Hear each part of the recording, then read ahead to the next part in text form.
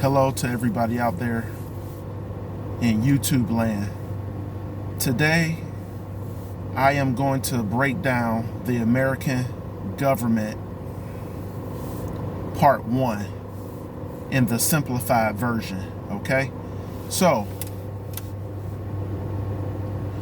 our country, the United States of America, was basically started in 1776 after we gained independence from Great Britain under the leadership of King George.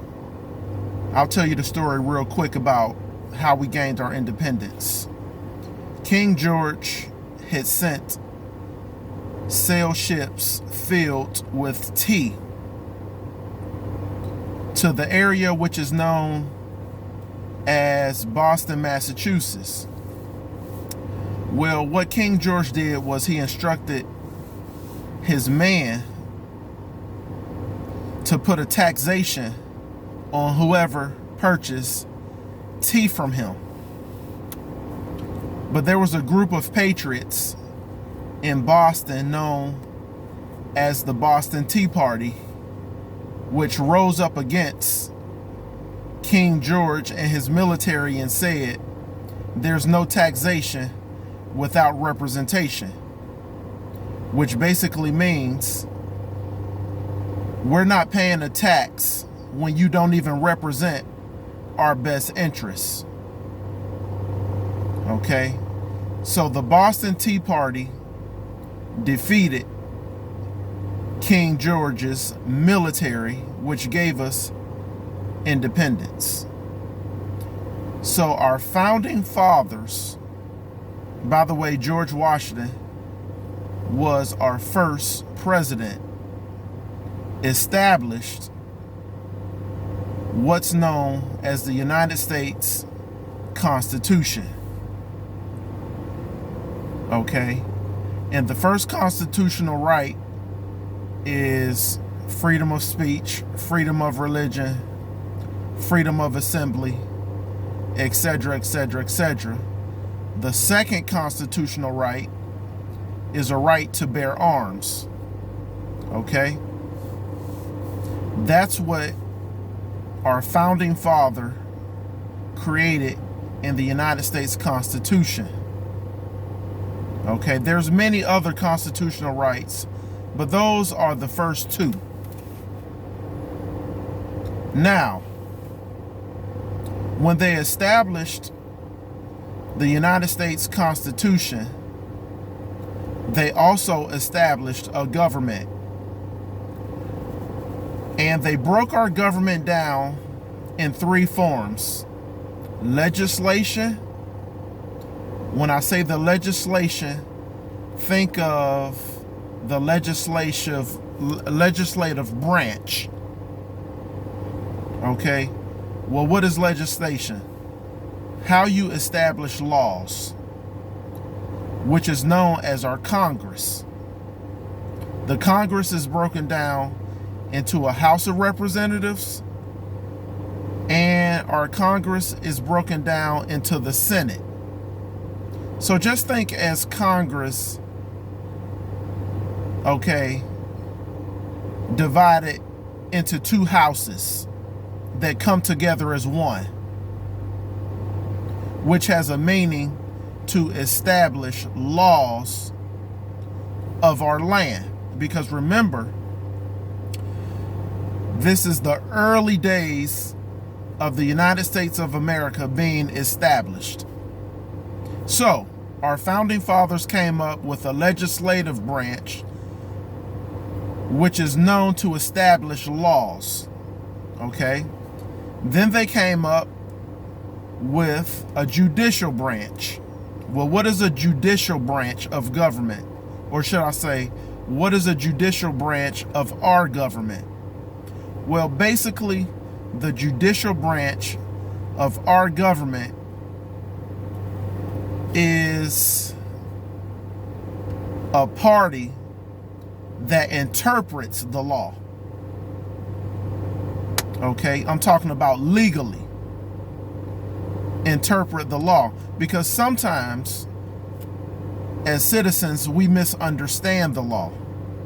Sometimes as citizens we don't know how to properly understand what the law is. So the Supreme Court, or should I say the judicial branch, helps to interpret the law. Then we have the last branch of our government, which is known as the executive branch of government. Okay, so our founding fathers, when we first gained independence from Great Britain in 1776, they established the United States Constitution, and they established our government, which is broken down in three forms: legislation, judicial, and executive. Okay, so the executive branch of our government is known as what? As the president. And it's also known as the vice president. Okay? Well, what does the president do? The president is basically our commander-in-chief, meaning the president is the head of our military. Okay? So, well, you might ask, well, how does that relate to being an executive? Think of it this way. Think of a large corporation. Well, that large corporation has an executive over the whole corporation. Well, that's the same thing as the president. So think of it like America, the United States of America, is a large corporation. And the president is the head of that corporation. On the business side of what America is. Okay? Think of it that way. I'm just trying to simplify it, because if you don't understand it, it can be very confusing. So I'm giving you the simplified version. Okay? So, the president is the commander-in-chief. So, the president is the person who tries to balance the military budget. Okay, the United States of America spends billions of dollars each year on defense, like weapons, like helicopters, like B-52 bomber, like fighter jets, like ammunition, etc., etc., etc. Because one of the roles of our government is to protect the citizens and to protect and defend our land from foreign attacks from other countries who are considered our enemies. Okay? So, as an executive, the president also has the power to veto bills. Okay, I'm giving you the simplified version. Well, what you mean when you say veto a bill? This is what I mean. Congress, remember who Congress is. Congress is made up of the House of Representatives and the Senate. Well, our Congress proposes bills, and the bills are or should be based on the best interest of the citizens. Well, what is a bill? A bill is like a document. Just think of a document, okay, that they have a discussion on, and they vote on the document on whether or not to make the bill or the document turn into a law. Okay? If they get a majority vote, okay, they send that bill or that document. I'm just saying document to give you a simplified version once again. They send that document or bill to the president. As an executive, when I say executive, remember executives go over paperwork. That's one of their functions. So the president goes over the paperwork and decides on whether to sign the bill or he can veto the bill. If he signs it, that bill or that document becomes a law. If he vetoes it,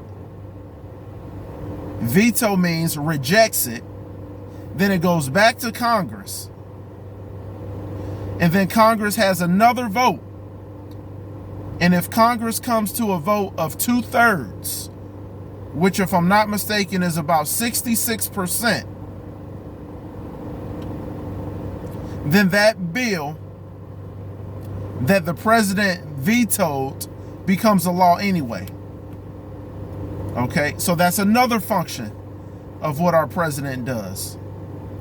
Our president, let me tell you what else he does. He has the power to pardon people who have been convicted of federal crimes. Just to give you a quick example, President Obama pardoned several nonviolent offenders who was convicted for drug charges, who was sentenced to 30 years. Well, President Obama had the power to pardon those offenders, and he did so. That's the power that he has as an executive. Okay? So what does a pardon mean? A pardon basically means that the person who committed the crime and was convicted of the crime is totally forgiven for that crime. That's what a pardon means. The president has the power to do that. Okay? Just to give you a quick synopsis of another function of what the president can do. The president signs treaties. Well, what is a treaty? A treaty is basically an agreement between two countries, and it's documented on paper, like a peace treaty. Okay? Meaning the two countries come together, they sign a treaty, which again is another form of a document saying we're going to have peace between your nation and our nation. When that happens, that country becomes our ally. The president has the power to do that. That's why he travels around the world, because he has the power to sign peace treaties. There's other type of treaties as well, like trade agreement treaties, and there's a few other types of treaties, but that's what the president does as an executive. Okay? Now, we have the vice president. The vice president works directly under the president. Okay? But the vice president, we have, the way our government is set up, we have it set up under checks and balances. Meaning, The president can check Congress. I just broke that down in the form of a veto. Okay? But at the same time, if the Senate votes on the issue and it's a deadlock tie, because there's only 100 U.S. senators, which is an even number. 100 is an even number. Okay? So the vice president, when there's a deadlock tie on an issue, or let's just say on a bill, then the president comes down, the vice president comes down and offer his vote, which makes and rule in favor of that bill or not in favor of that bill. The vice president breaks the tie if the Senate comes to a deadlock tie on the issue. But the vice president also serves as the backup to the president.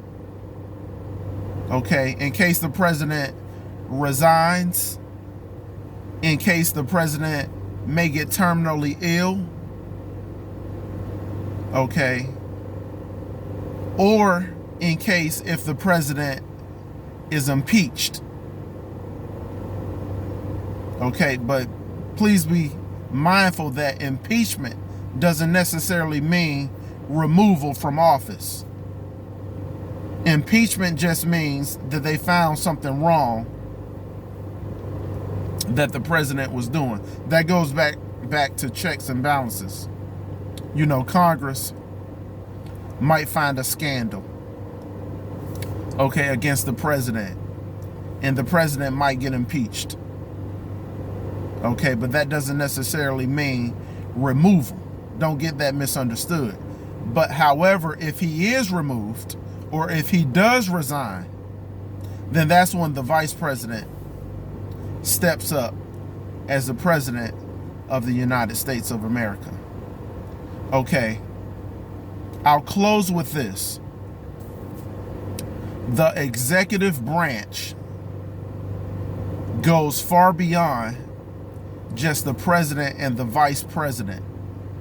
They have several other departments underneath the president and the vice president. Just to give you a quick example, the Department of Commerce is under the executive branch. So, ladies and gentlemen, that concludes part 1 of me breaking down the United States government. Stay tuned for part 2 to be continued. Thank you very much.